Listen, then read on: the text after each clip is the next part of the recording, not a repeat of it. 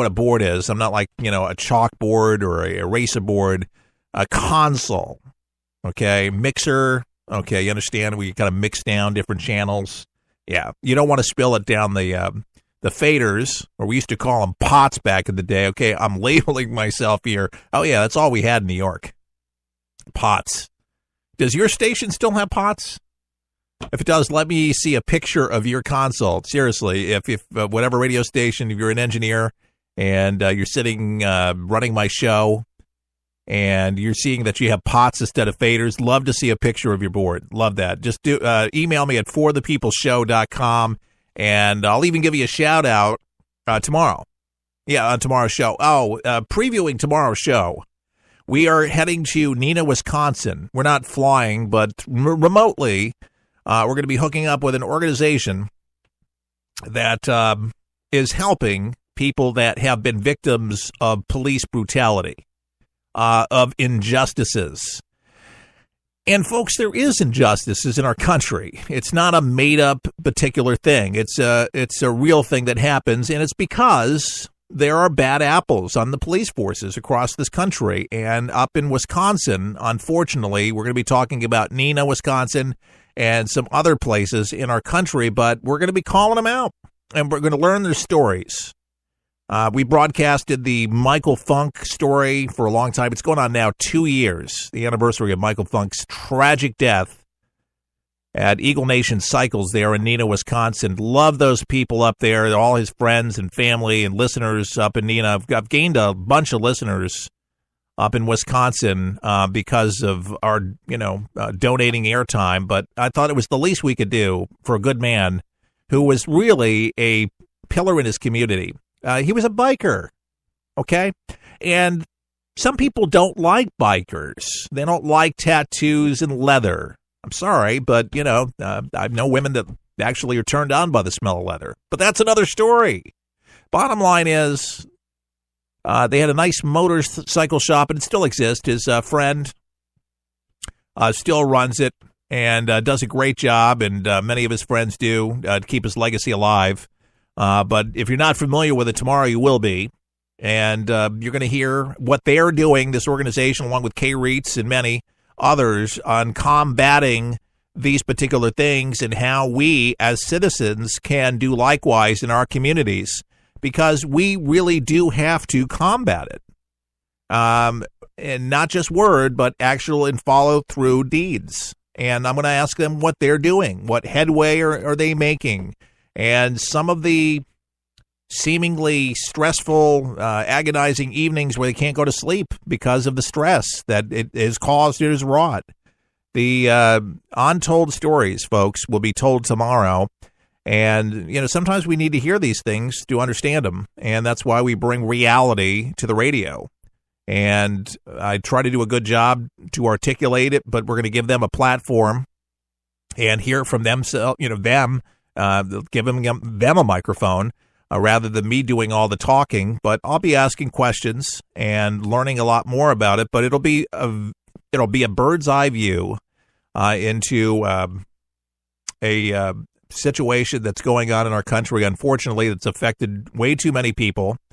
And the police officers behind a lot of these seedy arrests and mistreatment of individuals in our country is shameful. And what's more shameful about it is how a lot of these cops protect the bad ones. And that's unfortunate.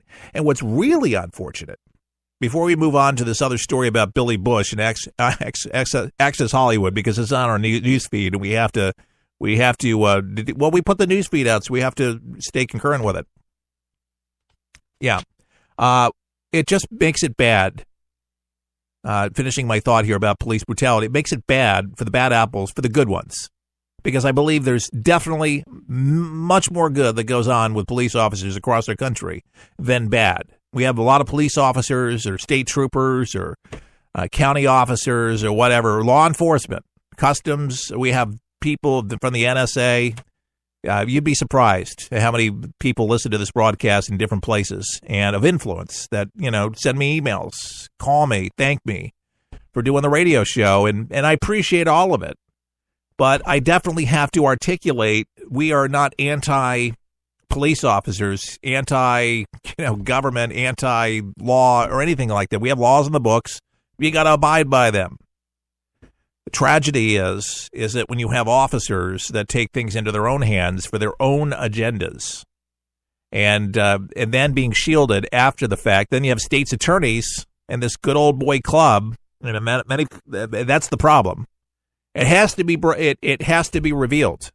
And what's really mind-boggling, spellbinding, I just can't believe it, is the media up there has known the truth since the very beginning, and we're going to bring up that element, and still they get away with it. And it just mystifies me. Oh, yeah, the mainstream media, they are up there, knows the truth.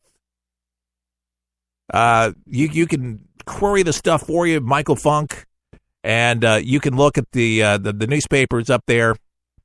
But anyways, let's just leave it for tomorrow. But you're going to get an earful, and I think you're going to get a lot of education and a respect for families that had to go through this and what they're trying to do to help others through these difficult waters that they're going through right now with loved ones that are no longer with us, unfortunately, because of this. But what they're doing right now for this, hopefully, to never happen again to anybody else. All right, Billy Bush. Remember the whole controversy where Billy Bush was hosting an NBC and then tapes were brought out and NBC fired Billy Bush because he was hanging out with Donald Trump, and when Donald Trump said he was going to grab women, and we've all heard, we've all seen the tapes. Well, anyway, he's trying to get back to work. I mean, this is the way that I'm reading it, and where he's coming across right now, he's basically going to turn into a Trump hater. And basically, he's saying that referring to President Donald Trump, grab him by the. Of course he said it, because Donald Trump says he didn't know about the authenticity, about the tapes, whether it was his voice or not, and confirmed that President Donald Trump is the one who can be heard in the infamous 2005 recording of him saying this particular thing.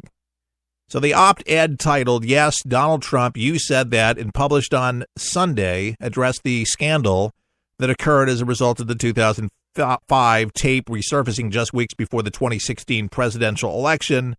We're talking about Billy Bush addresses the Trump comments on Access Hollywood. It was a tape. And Bush, again, NBC ultimately fired for his own comments on the tape, added there were several other people who were present as witnesses for the remarks. So Bush's op-ed comes on the heels of the Roy Moore, McConnell, Alabama Senate, that Trump has privately said that it is not him on the recording. And the Times allegedly received reports in November of multiple private conversations concerning the tape in which the president reportedly suggested that its authenticity, again, was in question. Trump, however, in the hours after the tape was revealed in 2016, acknowledged that the voice on the recording was his, and he apologized. The op-ed, Bush added that the president is currently indulging in some revisionist history and denying that he had made remarks captured on the Access Hollywood tape, that has hit a raw nerve in me, he added. To these women, I will never know, and this is Billy Bush, the fear you felt or the frustration of being similarly dismissed and called a liar, but I do know a lot about the anguish of being linked to Donald Trump. Bush said that about these women who have made allegations of sexual misconduct against Trump, "You have my respect and admiration. You are culture warriors at the forefront of necessary change." All right, that was just well thought out with PR, trying to get Billy Bush back in the position. We love women. We are here for your cause. We believe you. How dare I?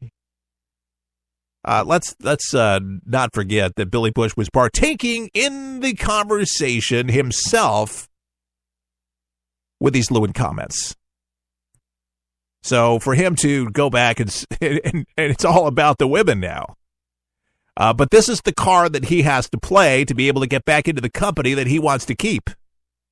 Because it's the company that he wants to keep is NBC. He wants back in a big way. Let's play the Trump card. So Bill O'Reilly's very interesting, insightful piece on Newsmax regarding what could be taking place, a firestorm that he foresees, that Donald Trump's going to be able to get into. They think that the left is going to be playing much more of this since the woman card, the woman thing, as O'Reilly calls it. I really don't like exactly the woman thing, but there are a lot of victims out there. And he points out basically saying, look, these people are innocent until, found guilty without a reasonable doubt, because some of this stuff could be made up. Some of the stuff. I like Bill O'Reilly, and it pains me to have to go this direction. But O'Reilly was let go from Fox News Channel for the same stuff. So for him to comment as some kind of utter authority to Newsmax on this, I'm sorry, but I kind of question why Newsmax is actually using him in this context. This is going to alienate a lot of women and a lot of conservative people that don't necessarily want to hear from Bill O'Reilly, given the mere fact he was let go. And remember all the hype and the talk that Bill O'Reilly was going to find out that he was going to exaggerate, that all these women's claims were just BS. Why would the network pay millions of dollars for these women to go away if he had nothing to do with any of this? Who pays that kind of money? They did. And they've done it. And just like Matt Lauer with NBC, they knew what was going on in the building. Of course they're going to deny it. Because if they admitted that they knew it, you know how many advertisers would drop today if they didn't do what they're doing? Because, man, now people are supercharged. And if there's anything in the books, anything in the HR records, anywhere about anybody, unless somebody kept a receipt of something that was submitted or emails, keep your emails, but I could see people trying to burn the paper trail. Because there's going to be so much more of the stuff that's going to happen. But mark my words when I tell you, the left will do whatever they possibly can to discredit Donald Trump. And it doesn't matter who they have to pay off to do it. They'll do it. No matter whose reputation they have to put under the bus. To me, it would be a waste of time for the left to even go there and try to drudge up something that happened 30, 40 years ago with a sitting president, unless it was an underage girl. And there was a huge difference between what Donald Trump said and did. And listen, a lot of us have said things we wish he never did. And I'm sure that tape that Donald Trump's embarrassed about, but it's him. Locker room talk, it was inappropriate. But there's no pictures. There's no audio. There's no video showing Donald Trump grabbing women by the genitalia. And if he is, it was consensual with his wives. And he has a lovely wife. And a lovely first lady. And by the way, I got to say a big thank you to Melania Trump, because the White House has never looked better, more Christmassy. There is a wreath in every window. Did you see that? There's a wreath in every window at the White House. The Christmas trees inside the White House is beautiful. I wasn't in the White House. I didn't take a special trip over to D.C., but I saw on Fox and Friends, Kellyanne Conway was on the property, as she gives interviews often. And you could see the care that was given to the People's House. I was very proud